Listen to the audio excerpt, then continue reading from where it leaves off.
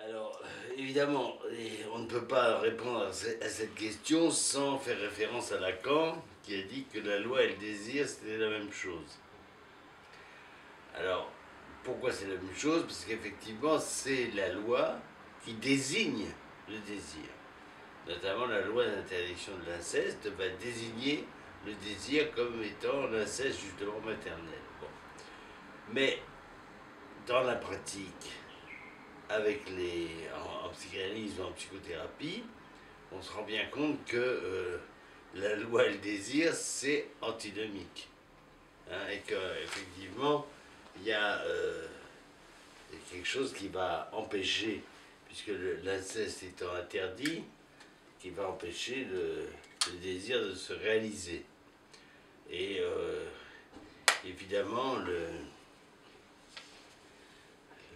la dialectique psychanalytique va s'articuler tout le temps là-dedans. C'est-à-dire que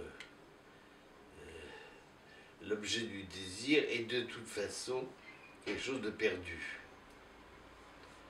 Ça, c'est vrai chez Lacan, c'est vrai chez Freud, l'objet du désir est toujours derrière soi. Et on court quand même pour le retrouver quelque chose de perdu. Voilà, voilà la philosophie, si on peut dire, du désir. Voilà.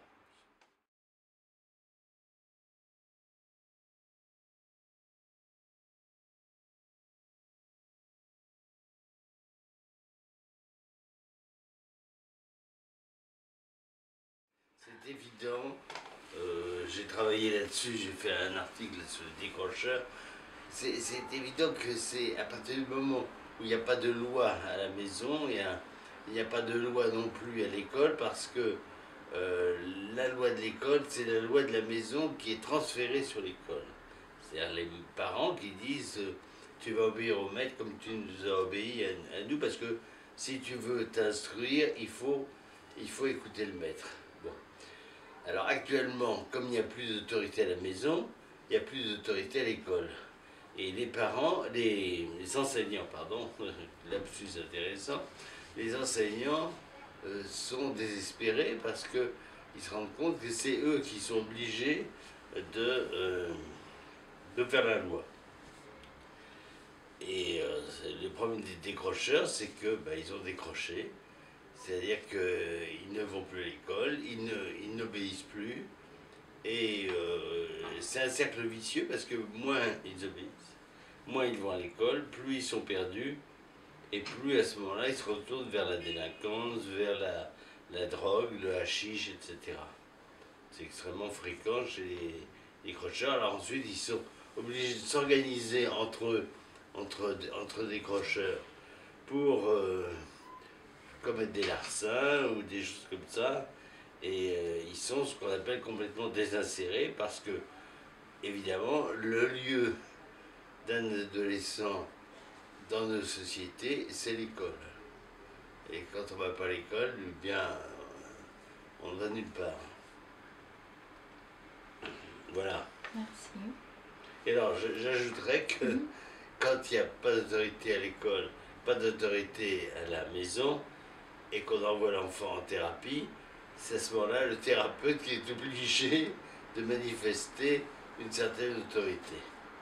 Mais on retrouve ça en thérapie, et effectivement, il y a par exemple des enfants, des insérés justement, qui trouvent dans la thérapie un lieu où enfin ils ont des règles auxquelles il faut obéir.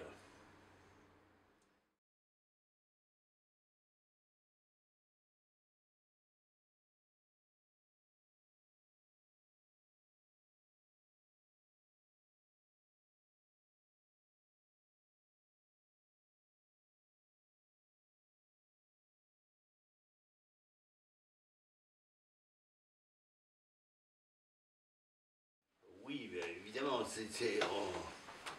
il est difficile de lire un auteur, quel qu'il soit, sans lire aussi ses références, hein, bien sûr.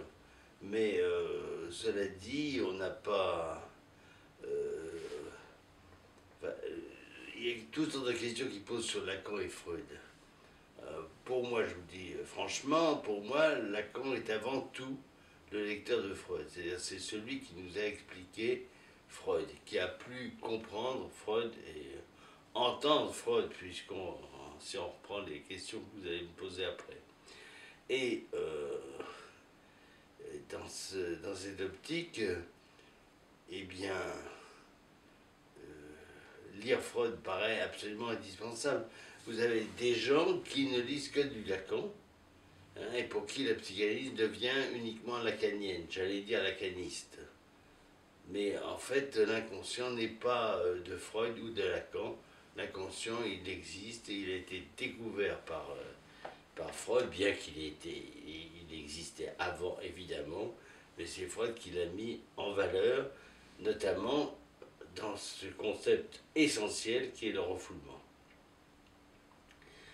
Et quand un psychanalyste écoute un patient, eh bien, il a dans sa tête, il n'a pas Freud seulement ou Lacan seulement dans sa tête, il a Freud, il a Winnicott, il a Balint, il a Ferenczi, il a toute la cohorte des psychanalystes qui ont essayé de comprendre ce que voulait dire le patient et qui ont essayé de comprendre à travers ce que leur disait Freud, ce que disait le patient, et qui sont allés quelquefois un peu plus loin que Freud.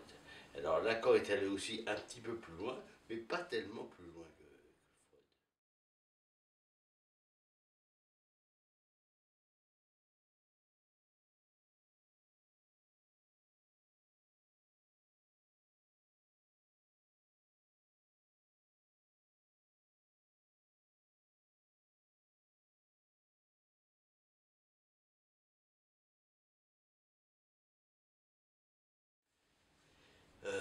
Les cas de discours, eh bien, ça peut être utile, mais sans plus. Enfin, pour moi, pour ma part, ça ne me sert pas spécialement. Et je crois que la société dite, que vous appelez permissive, euh, peut s'expliquer par les discours lacaniens, et notamment par le discours du capitaliste. C'est un avatar du capitalisme, la société permissive. Ça va avec. Le libéralisme, d'ailleurs, va avec le capitalisme. Bon, donc, moi, ça ne me dérange pas tellement parce que ça ne me sert pas tellement non plus. C'est quel discours. Et je dois dire que je ne suis pas bouleversé par le fait que nous vivions dans une société qui ne s'explique peut-être pas par les discours acadiens.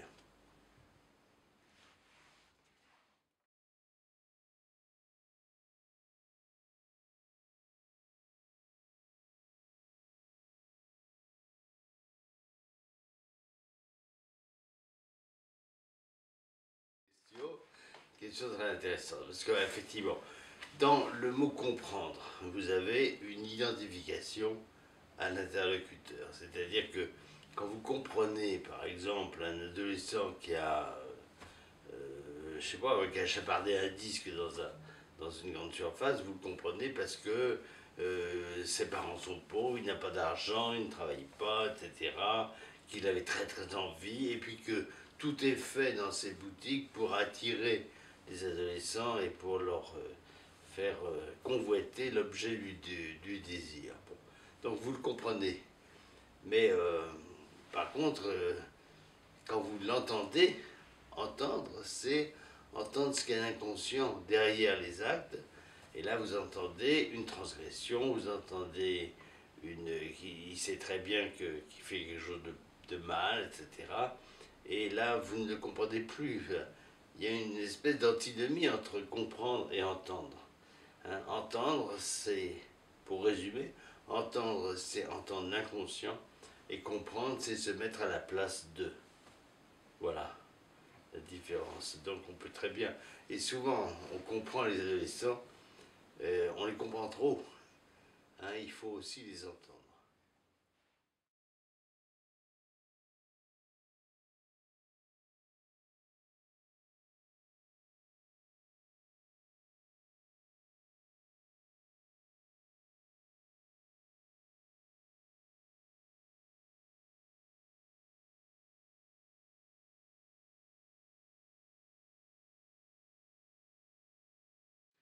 en fait, c'était faut-il parler de l'inconscient à des gens qui ne savent pas qu'il existe.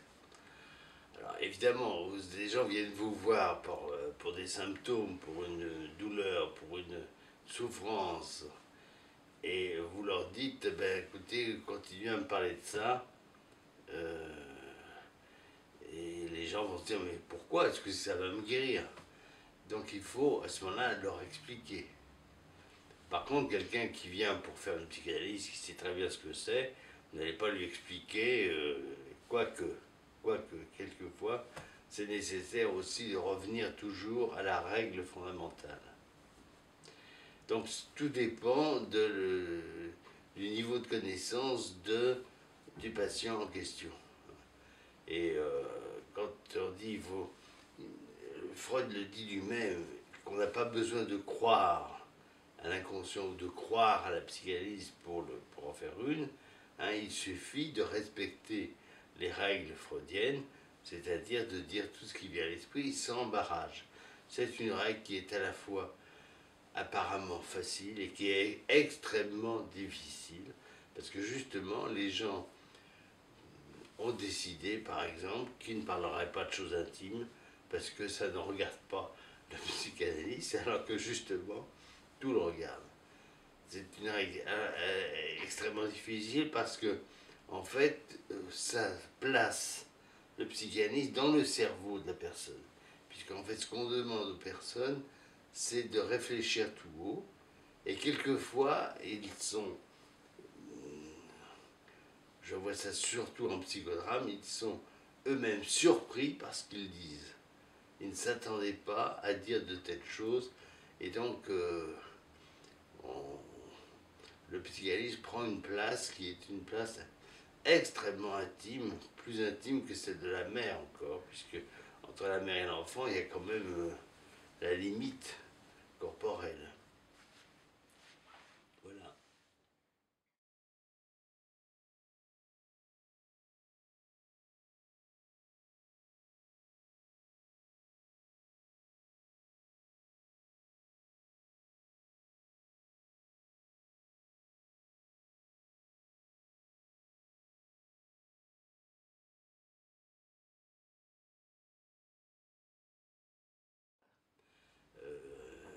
En France, nous avons aussi une obligation scolaire jusqu'à 16 ans, etc.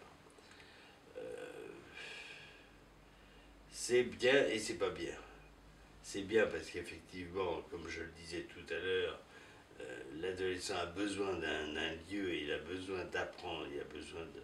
Mais en même temps, vous avez des enfants qui sont complètement bloqués sur le plan intellectuel et qui par contre sont tout à fait capables de faire un métier et de réfléchir quand il s'agit de quelque chose de concret à faire. Et ces enfants-là, si on les maintient dans le système scolaire, ils deviennent malheureux, sont des redoublants, ils sont perdus et ils perdent leur temps. Et c'est pour ça qu'en France, on a finalement dérogé à cette loi pour certains enfants qui, à partir de 14 ans, pouvaient faire des pré-apprentissages. Ça, c'est une excellente chose. Malheureusement, le travail manuel en France n'est pas bien considéré. J'ai toujours été frappé quand j'étais allé je me rappelle, en Suisse, de voir à quel point le travail manuel, les métiers manuels étaient valorisés, alors qu'en France, ils étaient dépréciés. Et ça, c'est vraiment une catastrophe. Alors, il y a aussi en France, il y a une loi qui était une loi absurde, c'est celle du collège unique. C'est-à-dire de mettre tous les enfants dans la même classe, alors même qu'il y en a qui sont prêts à investir le travail scolaire et d'autres pas. Et donc ça a été une catastrophe considérable. Ça et l'obligation scolaire pour certains enfants, c'est une absurdité.